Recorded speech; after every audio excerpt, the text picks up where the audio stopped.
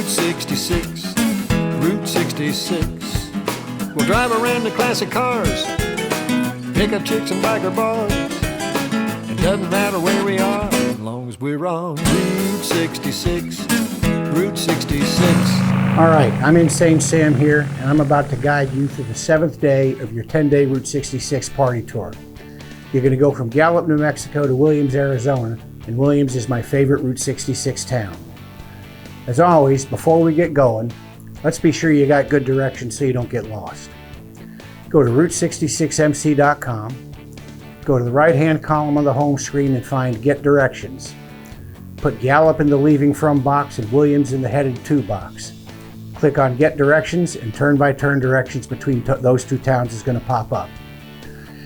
Okay, we left off in Gallup, and there are a few more towns in New Mexico before we hit the Arizona border. There must not be too much in Defiance. There's no sign to let you know you're there, and I'm not real sure I've ever found it. Manuelito is a Navajo village and the last outpost in New Mexico before Arizona. It's named after Navajo chief Manuelito, who signed a treaty with Kit Carson. Lupton is the first town in Arizona. It claims to have the largest teepee in the Southwest. It also has the Chief Yellow Horse Trading Post and the Indian Village Trading Post. Both of these are pretty decent curio shops that also have Indian jewelry. The 1950 Kirk Douglas movie Ace in the Hole was filmed in this area, and I'll bet Kirk stayed at the El Rancho back in the room I like to be in. When you cross under I-40, you're going to find the Indian Market, which is a long-gone trading post with a geodesic dome. On the frontage road into Sanders, you're going to pass a traditional Navajo Hogan. The Hogan is a symbol of the sun, and it always faces east, so the sun is the first thing seen in the morning. You're going to pass through Sanders and Chambers on your way to Holbrook, and there are a few curio shops along the way, but nothing really worth stopping to see there. Today you're on a pretty short ride, so you're going to have the time to detour through the Petrified Forest and the Painted Desert, which has fossilized trees that lived 225 million years ago. Humans first came to that area about 8,000 years ago, and pueblos were constructed beginning 2,000 years ago. Due to climate changes, no doubt they were caused by man-made carbons being emitted into the atmosphere, the last pueblos were abandoned about 1,400 years ago. There also are tons of dinosaur fossils around this area, and you'll see statues of them all over the place. There's an actual living dinosaur in Holbrook, which is going to be in your next town. Okay, here we are at Holbrook, Arizona, and my friend Insane Sam Allen asked me to show you around. I'm glad to do it. You know, it's tough being the only living dinosaur in the Arizona desert. It's really hard to pick up chicks when you have scaly skin and dinosaur breath, but I have a 6-foot-long tongue and that helps a lot. I wrote a song about it. Here we go. Each time I meet a chick, I almost scare her half to death. It usually makes her sick because I have dinosaur breath. My life would be so much more serene if I could find dinosaur Listerine. It's not my fault, I don't know what to do. I can't help it that my mouth is filled with goo. Oh, I think that it's such a waste that I should have to live this way. Some dinosaur toothpaste would give me such a happy day. My life would be so much more pristine if I could find dinosaur Listerine. If I could find dinosaur Listerine. If I could find dinosaur Listerine.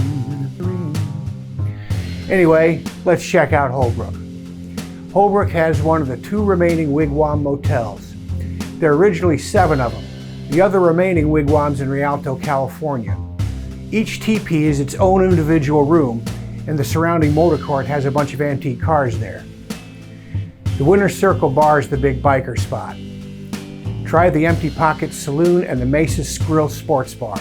Both are good places to eat and drink. Hey, there's a statue of my ancestor Oedipus. Romo's has good Mexican food. Every order is individually made, so while it might take a few minutes to get served, the food's always fresh.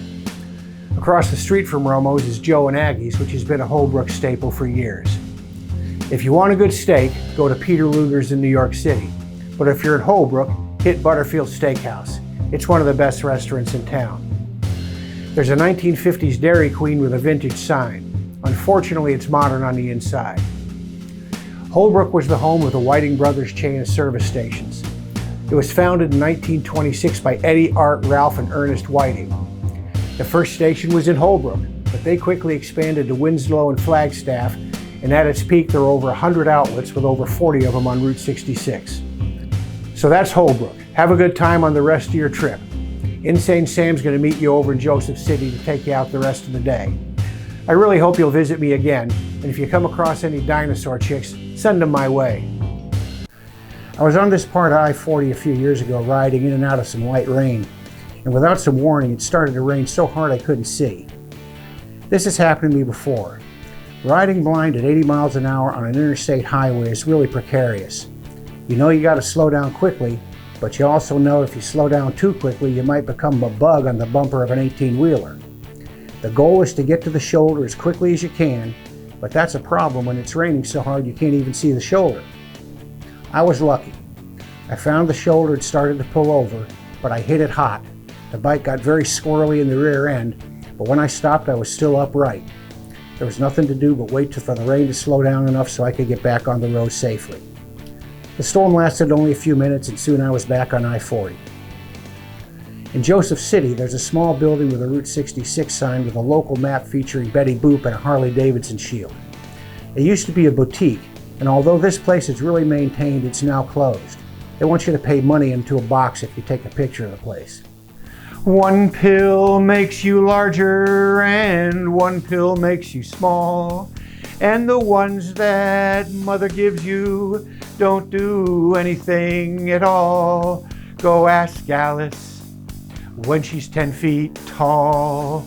And if you go chasing rabbits and you know you're gonna fall, tell 'em a hookah smoking caterpillar has given you the call.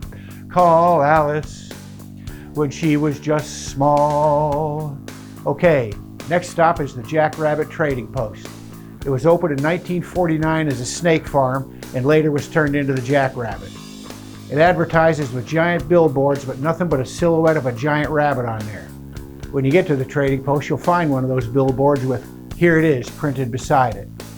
My grandfather, Sam the Puka Allen, was best friends with Jack, who was the rabbit who originally opened the trading post. They got all the tacky stuff you usually find in a Route 66 trading post, plus some pretty nice apparel. No Route 66 trip is complete without stopping here. Now, be sure to get a picture of yourself standing on a corner in Winslow, Arizona. The place to do that's on the corner of 2nd and Kinsley, next to the statue of Jackson Brown, and near a fire engine red flatbed Ford parked nearby. PT's Lounge is an old school biker place that has live bands and it holds its own weekend-long bike rally in the summer. Winslow is proud of the 1928 La Posada Hotel, which was the last of the Harvey House hotels built. Fred Harvey built these hotels and a bunch of restaurants all over the West. They were unique and they always welcomed black guests. I checked into this Harvey house after that bad rain I told you about a few minutes ago. There was one guy ahead of me checking in. This guy had to be a lawyer or he had to be a special needs guy, maybe both. He was kind of small and he wore reading glasses held around his neck by one of those little strings. The receptionist gave him the usual paperwork and showed him the usual places to initial and sign. He'd read parts of this stuff and then peek through his glasses and peek over him and ask questions. Mr. Peepers goes, "Do I need to include my driver's license number?" The receptionist says, "No, sir." Mr. Peepers says, "Where do I park?" Receptionist, "In the parking lot." Mr. Peepers, "When's the checkout time?" The receptionist, "In the morning." Mr. Peepers says, "Blah, blah, blah, blah, blah." The receptionist says, "Jesus Christ, doesn't this guy ever check into a hotel?" Me, I'm going, "Ah!" Well, the receptionist finally got the guy checked in. Ironically, the receptionist who had put up with this guy was named Harmony. She found me a wonderful room with a king-size bed, a leather couch, and a jacuzzi.